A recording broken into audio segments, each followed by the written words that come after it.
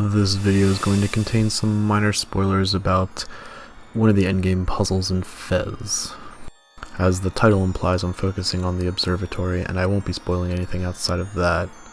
The secret puzzle of the Observatory pretty much expects you to apply a bit of extrinsic knowledge in order to solve it. However, as I'll show, and as the way I happened upon the solution, it's very easy to come upon without actually, knowing a lot about details outside of the game that it expects you to know in order to happen upon the intended solution. A tiny detail about one of the sides of the observatory, as you can see this zoomed in picture, there's alternating blinking red lights or stars up in the sky.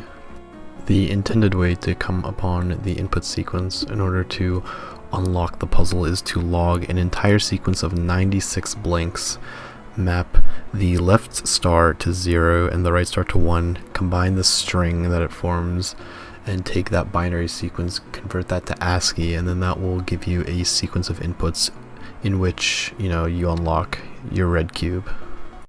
Each ASCII character can be encoded in 8 bits or 1 byte, and from that, once we translate the moving stars, we'll get the following sequence as the first 4 letters.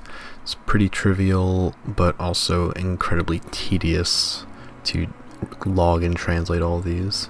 And here you'll see I have the translation of ASCII from these binary values.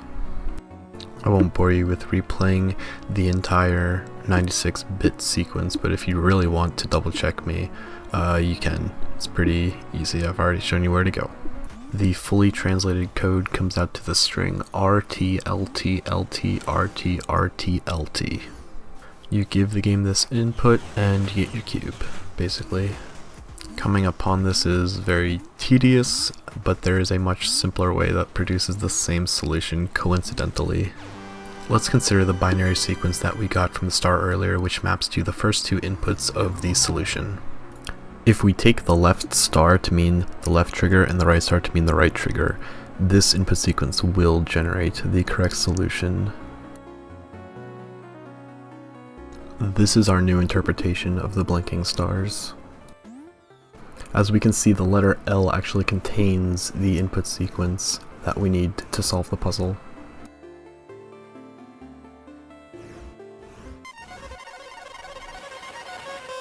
Just as a wrap up, a more literal translation of the stars will bring you to the solution.